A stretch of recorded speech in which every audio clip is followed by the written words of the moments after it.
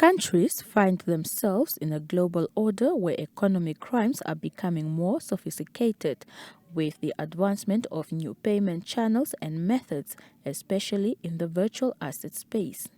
The director of the Financial Intelligence Center says this has made investigation, prosecution, and the judicial adjudication of facts associated with these crimes more complicated.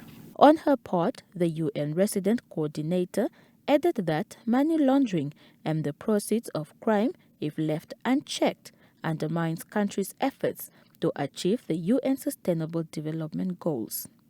Therefore, Hoplang Fororo says the UN country team has jointly supported Namibia to strengthen the data management and identification of illicit financial flows, the formulation and consultation of the Access to Information Bill, as well as promoting citizen participation as a tool for transparency and fighting corruption.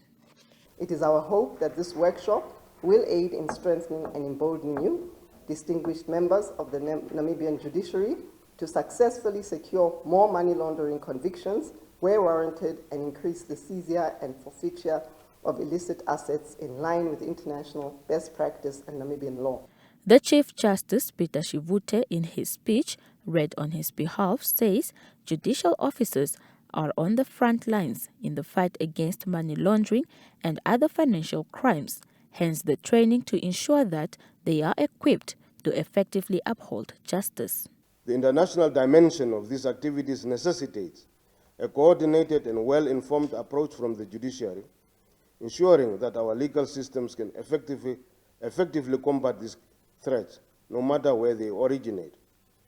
As members of the judiciary, we are tasked with not only adjudicating AML cases, but also setting precedents and building a robust legal framework that deters future crimes. When we look at the rationale, you'll see why it's so important.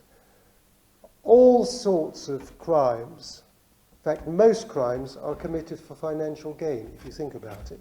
Drug dealing, people trafficking, arms trafficking, all for financial gain, child pornography, and so on, corruption in particular.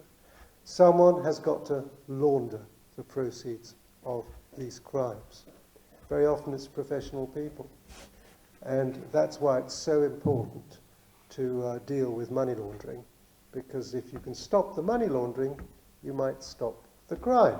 The 5-day training workshop is held under the Asset Recovery Interagency Network for Southern Africa with support of UN Office on Drugs and Crimes, bringing together judges and magistrates to discuss critical issues around anti-money laundering efforts and asset recovery within Namibia and internationally. Jelana Fuka, NBC News, Windhoek.